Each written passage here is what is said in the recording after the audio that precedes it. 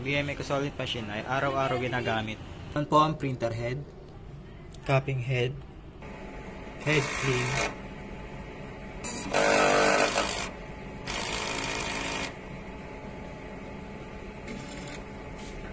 punasan ng wiper, at ang nozzle check.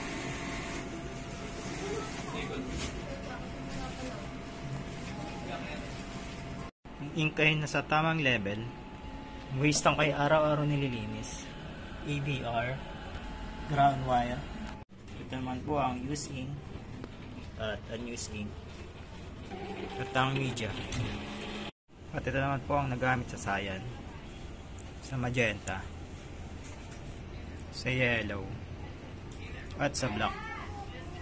At ang daily output record mula December 3 hanggang December 9 na may total na 47 meters. At ang checklist.